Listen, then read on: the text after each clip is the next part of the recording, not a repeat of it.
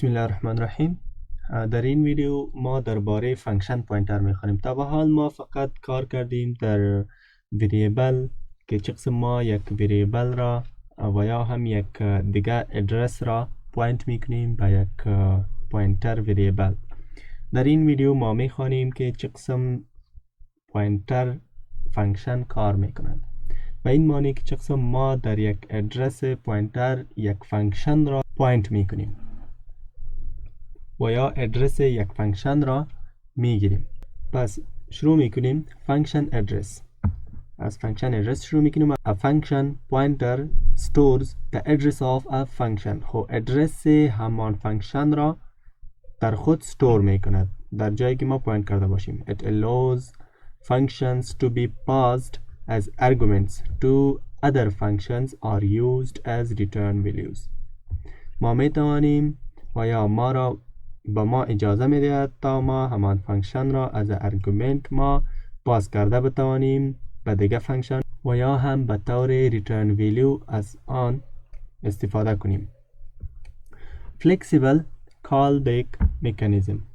Function pointers are essential for implementing callback mechanisms where a function can call another function through a pointer. ما میتوانیم قبلا هم گفتیم میتوانیم که یک فانکشن را توسط دیگه فانکشن کال کنیم با استفاده چی؟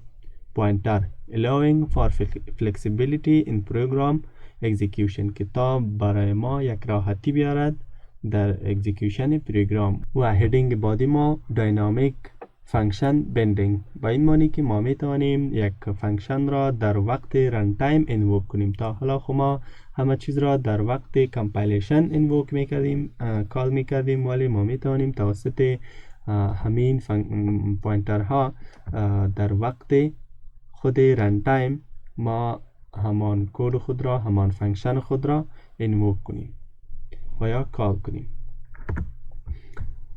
فانکشن پوینترز. خب این درباره دکلریشن می باشد که ما مثلا اگر واید استفاده کنیم اینجا پوینتر و چی را که مثلا فانکشن ما از چی نوع تایپ می باشد آن را نوشته می کنیم و یا هم چی که پاس می کنیم آن می باشد و ptr خود همان فانکشن پوینت اسم همان فانکشن پوینتر می باشد و یوزیجش را ما می بینیم که چه قسم کار می کند و همچنان میریم به IDE و یک مثال را در آن کار میکنیم.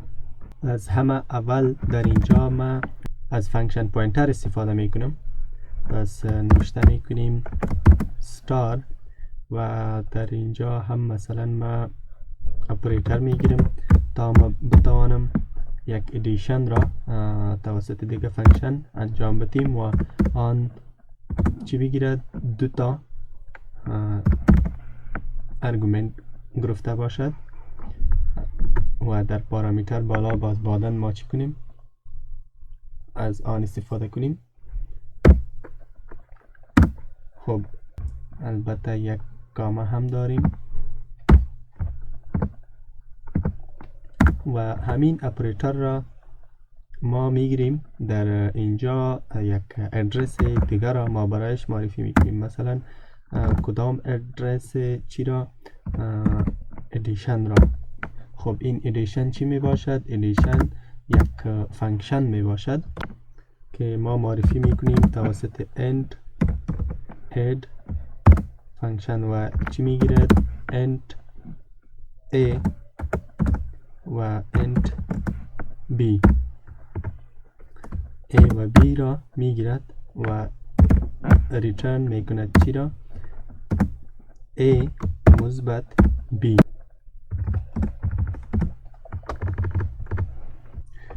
اگر حالی ما بیایم همین اپریتر را پرینت کنم پس میبینیم که برای ما چی پرینت میکند و از ان ارگومنت ما یک دوتا ویلیو همچنان میدیم برایش. پس نوشته میکنیم the addition of add یا operator add is از ما از پرسنده استفاده میکنیم و بعد از آن بعد از کامه ما نوشته میکنیم اپریتر و در اپریتر باید ما چی بدیم؟ مثلا 5 و 3 را ببرد بالا و بعد از کنترل اس ما پروگرام خود را رن میکنیم و میبینیم که چی برای ما پرینت میکند. میبینیم که برای ما 8 پرینت کرد و دقیق، چون 5 جمع 3 8 میشود. در اینجا ما خوب فهمیدیم که برای ما جواب درست داد، 8 داد، ولی نمیفهمیم که چه قسم 8 داد. پس میخوانیم آن را. وقتی ما اپریتر را کال کردیم توسط دو ارگومنت که عبارت از 5 و 3 می باشد، وقتی آمد اپریتر این بود، اپریتر چی می باشد؟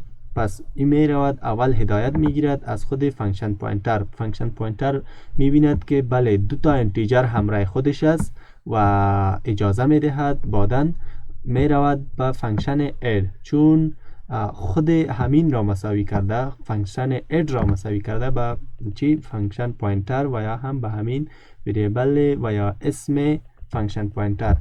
وقتی به اد رفت، اد همان 2 انتیجر را گرفت و بعد از یک تعداد عملیه برای ما پس ریترن کرد و آن را در همین جا استور کرد و مساوی کرد به چی؟ به اپریتر همچنان داد و دوباره وقتی ما آن را اینووک کردیم یا کال کردیم برای ما هرچی جوابش بود آن را برای ما اینجا پرینت کرد. میبینیم که برای ادیشن هم برای جمع کردن ادیشن بود، به خاطر سبترکشن همچنان ما میگیریم. پس اینجا نوشته میکنیم سبترکت، فقط سبترکت و باز هم 2 انتیجر بگیرد و این بار اینجا ما منفی میگیریم و در قسمت پایین ما چی میکنیم؟ این را همچنان باید ما تغییر بدیم، با جای add ما چی بگیریم؟ subtract، تا subtract را و اینجا هم subtract تا برای ما چی کند؟ subtract را محاسبه کند برود در فانکشن subtract و اینجا هم همان 5 و 3 را ما معرفی کردیم. خب اینجا خب مثلا ما وقتی کال کردیم فقط همین را برای ما پرینت کرد، ولی در اینجا اگر ما از آن استفاده کنیم برای ما میاید فقط یک استپ بالا، یک عدد بالا، هرچی باشه همان را برای ما پرینت میکنند. میبینیم که درست میگیم یا غلط. بعد از کنترل اس ما باید از \n استفاده کنم، بعد از کنترل اس باز هم رن میکنم و میبینیم که اگر از 5 3 را منفی کنیم چی میماند؟ 2 میماند. پس در این ویدیو ما دیدیم که چه قسم فانکشن پوینتر کار میکند.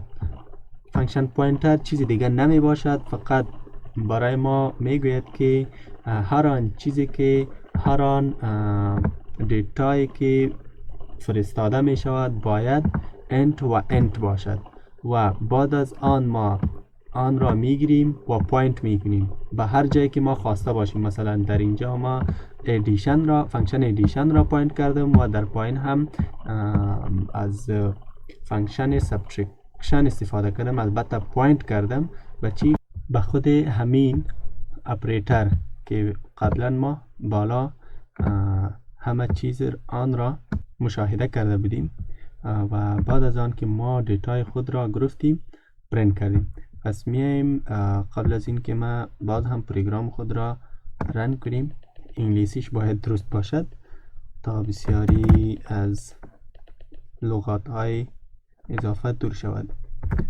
result of add operator is و همچنان